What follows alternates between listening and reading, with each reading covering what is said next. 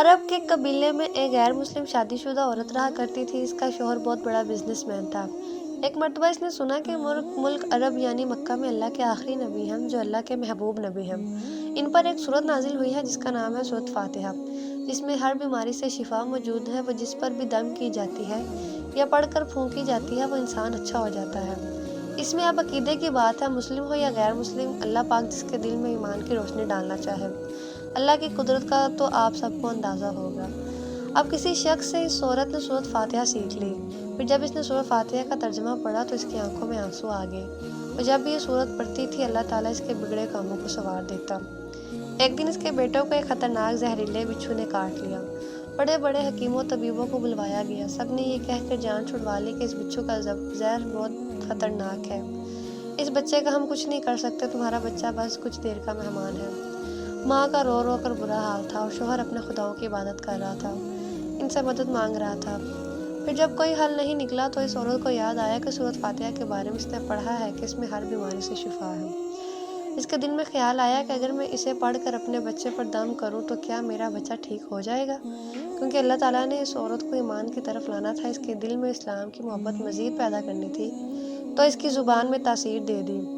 जब इसने सूरत को पढ़कर इस जगह पर दम किया जहाँ बिच्छू ने काटा था, तो इसका लड़का उठकर बैठ गया। और जब इसने सूरत फातिहा को पानी पर दम करके पिलाया तो वो उठकर ऐसे खड़ा हो गया जैसे किसी बिच्छू ने कभी काटा ही नहीं था।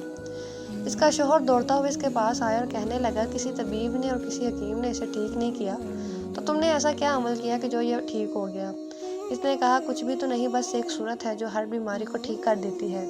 बस वो मुझे याद थी, मैंने पढ़कर अपने बच्चे पर दम किया और उसका पानी पिलाया, तो देखो कैसे ठीक हो गया। इसका शौहर बजाय खुश होने के इससे नाराज़ हो गया कि ये तुम क्या जादू टोने कर रही हो। इसकी बीवी कहने लगी, जिंदा सही सलामत है हमारा बच्चा, वरना हमसे बिछड़ने वाला था। इसने कुछ ना सुना और अपनी बीवी को डांटने लगा, क्योंकि इसे इस्लाम से नफरत थी।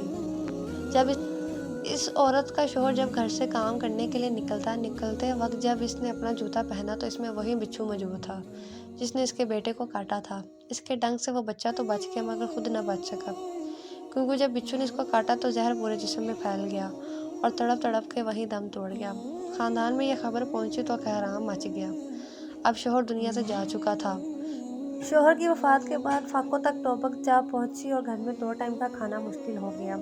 इसकी वजह से वो परेशान रहने लगी तो उसने सूरत फातिहा का शुरू कर दिया।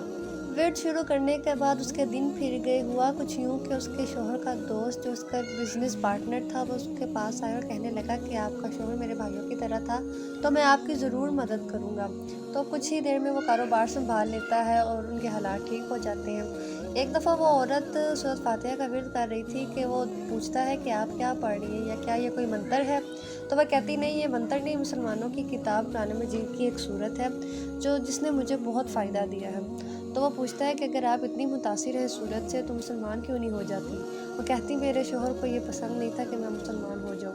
तो उसका दोस्त कहता है कि अब तो आपका शौहर नहीं है, तो अब आप मुसलमान हो सकती हैं। तो उसकी औरत की सूरत फातिहा से वाबस्तगी देखकर वो भी मुसलमान हो जाता है। इस तरह वो दोनों मुसलमान हो जाते हैं।